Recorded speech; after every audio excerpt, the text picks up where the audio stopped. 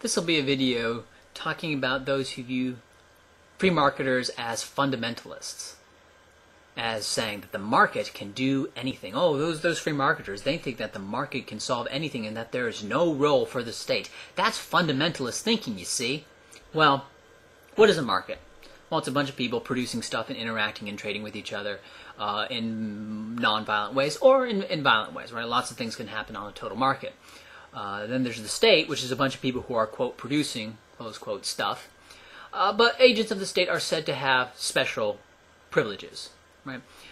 And these special privileges, they don't come from a topical earning of those privileges. And let me explain this. Let's say there's someone who's really good at math. He's going to be seen as an authority on math, okay? Or let's say someone who has turned out to be an excellent planner of the structure of production, i.e. he's a good businessman.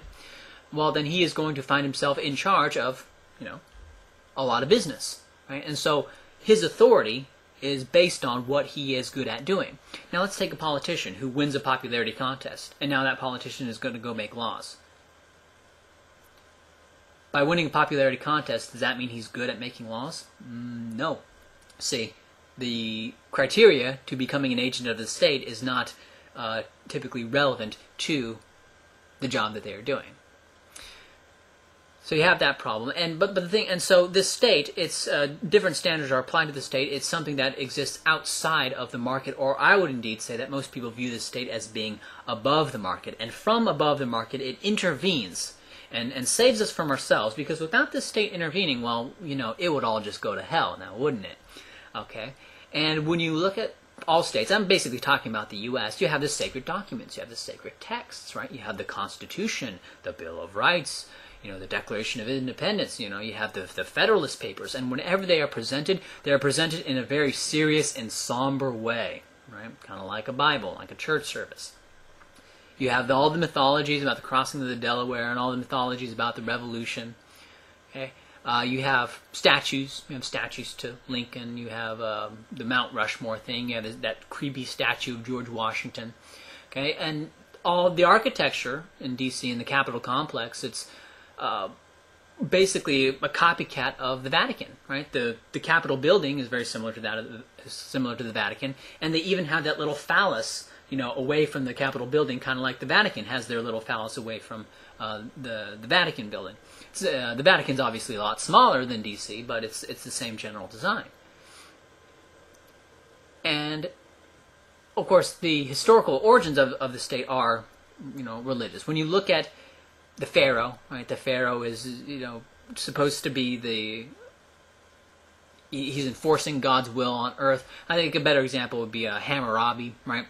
Like Hammurabi's code, right, supposedly came from Hammurabi himself conferring with the sun god, and basically Hammurabi was just enforcing the laws that the sun god wanted to be enforced. And I think the Pharaoh was the priest king in Egypt. He was kind of like the Pope, basically. And this is a universal phenomenon, that there's always this justification of the state by religion. Either the king is, legitimated by the state. There's the separation of priest and king, and the king is legitimated by the priest, or the king is the priest. And a lot of people view that this may be just an after-the-fact thing, that states really formed through conquest, but this is not really good anymore. Conquest theory is kind of like this common sense theory, but more and more evidence is showing that the initial formation of states did not involve a lot of war. They involved a lot of religion. They involved a lot of cult temples, and the states emerge out of religious belief. And because and the existence of revolutions where states can be overthrown shows that states ultimately rest on belief.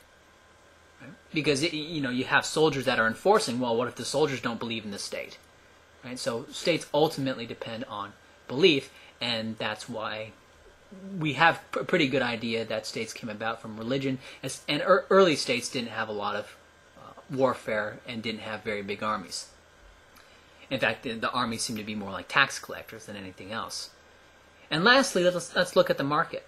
Right? What is a market? Well, a market, you have a bunch of firms, and the firms take stuff from society, and they give stuff back from society. Now, they're not really taking, they're buying, and they're not really giving, they're selling. But just go with me for now.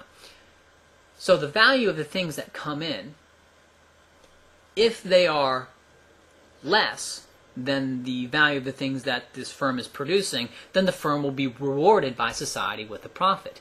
If the value of the things coming in are worth more than what the firm is producing, then the firm will be punished by a loss. And of course, society determines the value of things that are coming in, and society determines the value of things that are produced. Okay, and so society determines if a firm is profitable or not.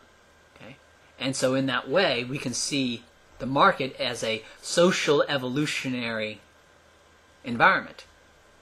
Now, you may say that, well, okay, that's kind of a nice simplification, but there's all sorts of things that firms can do that are devious, like little advertising, buying off senators. Although, I'm not. Although that stuff about buying off senators and stuff, that's all involves the state today. But you may say, well, they would buy off the polycentric legal agency in a stateless society. Whatever. That's all other stuff, right? What I'm talking about right now is that the market is in fact an evolutionary environment. Even today, actually. Like even today when they're buying off senators, well, the firms that are able to buy off senators and are able to play the political game the best, they're the ones that win out, are they not? Right? So it's an evolutionary environment, even if, it leads to devious thing. It is in fact an evolutionary environment. And states, on the other hand, are a much more secular analog to religion than a market is.